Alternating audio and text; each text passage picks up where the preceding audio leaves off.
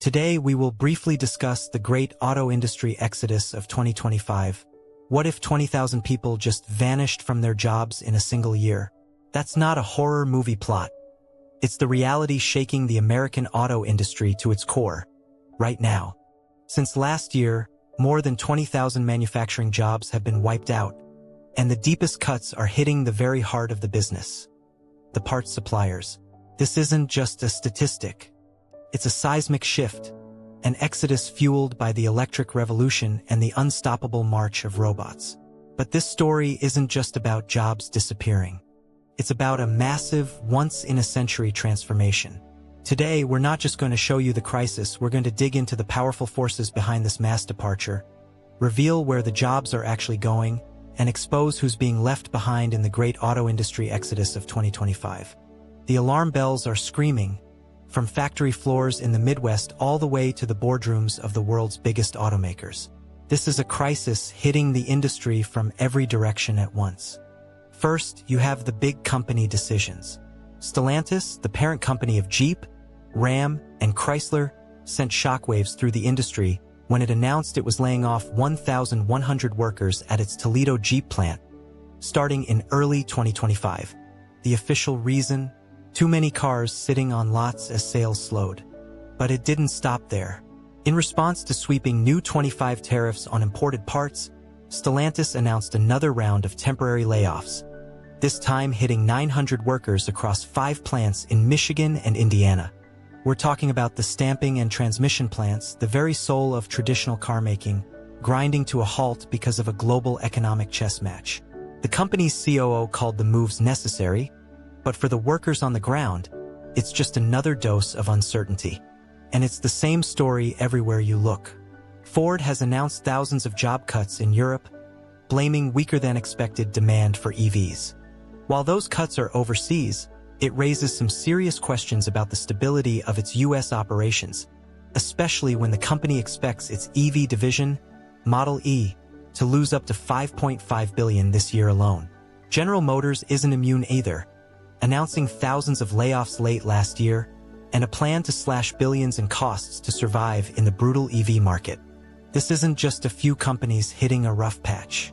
It's a fundamental shift in the landscape. As of April 2025, the U.S. auto manufacturing sector employed just under 1 million workers, a drop of over 20,000 from the year before. And while wages have gone up, the average workweek has gotten shorter, which suggests that even for those who still have a job, the ground beneath their feet is anything but stable. So, what's really driving this exodus? It all boils down to 2 massive, intertwined forces: the chaotic pivot to electric vehicles and the explosion of automation. Let's start with EVs. On the surface, it all looks like progress. Billions are being invested, and shiny new factories are popping up. But here's the brutal math. An electric vehicle has far fewer parts than a gas-powered car. One analysis found that the average EV takes about 3.7 hours of labor to produce, while a gasoline car takes 6.2. That's a shocking drop in the need for human hands on the assembly line. For every 10 jobs needed to build a gasoline engine, only a few are needed for an EV motor and battery pack. This hits the parts manufacturing sector the hardest, which is exactly where we're seeing the deepest job cuts. The second engine of disruption is automation. The auto industry has always been a leader in robotics, but the pace right now is just staggering. In 2024, U.S. automakers ramped up their installation of industrial robots by nearly 11.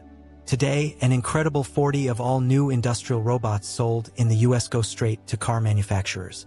And get this, one study suggests that for every single new robot installed, about 1.6 manufacturing jobs are displaced. These aren't just dumb machines, either.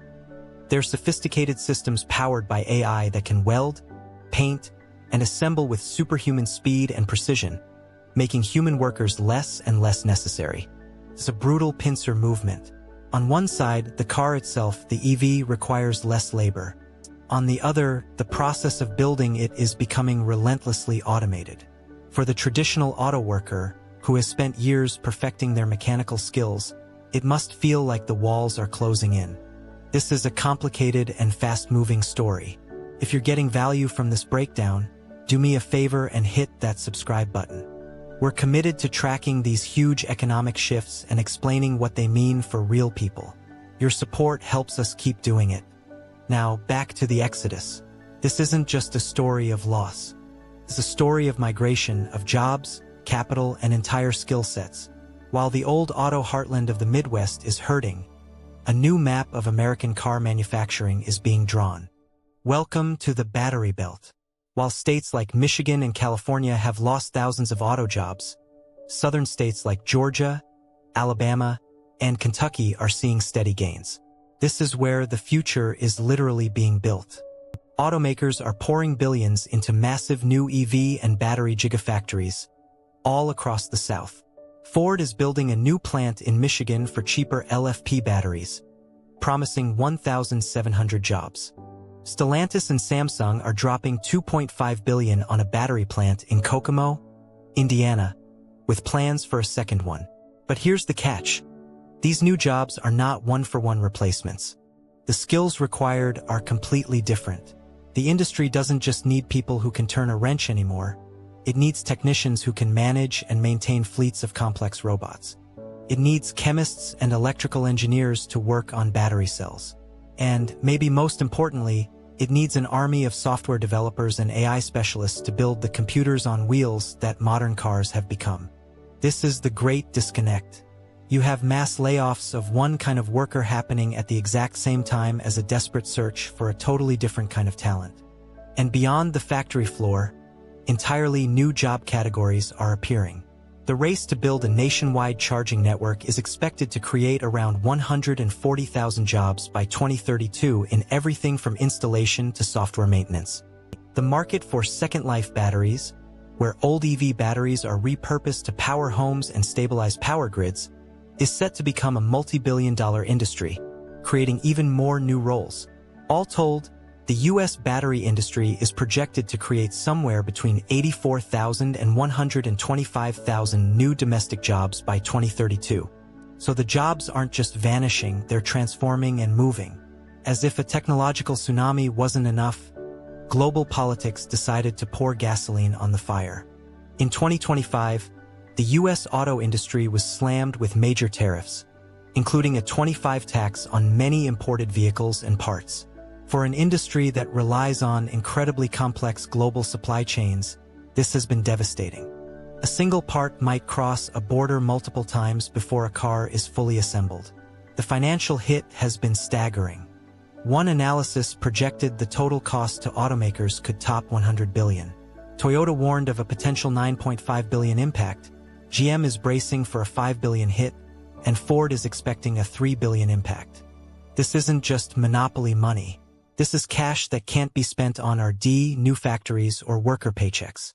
It's a direct cause of the production pauses and layoffs we've seen from companies like Stellantis, which had to halt production in Mexico and Canada, leading directly to layoffs at the U.S. plants that supply them. It creates a brutal choice for car companies. Either you eat the massive costs and crush your profits, or you pass them on to consumers and kill demand. With interest rates for new cars already sky-high, many buyers are simply being priced out of the market. It's a vicious cycle that puts even more pressure on the industry to cut costs, and all too often, that means cutting jobs.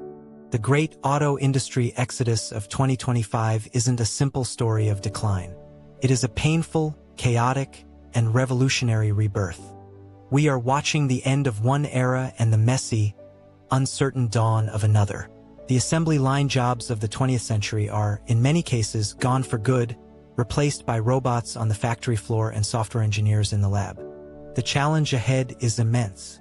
For the tens of thousands of workers caught in the middle, the future depends on their ability to retrain and, in many cases, relocate. For the industry, it's a frantic race to build a new kind of workforce, navigate crippling economic pressures, and somehow invent a future that is both electric and profitable. The decisions made right now by companies, by politicians, and by ordinary people will determine whether this great exodus leads to a new Rust Belt for the 21st century or a revitalized American industry, powered by new technology and new skills. All the pieces are in motion, but the final picture is far from certain. Let me know what you think in the comments below. Are you an auto worker who's seen these changes firsthand? Do you think this transition is being handled the right way? I read all the comments, and I'm genuinely curious to hear your perspective. Thanks for watching.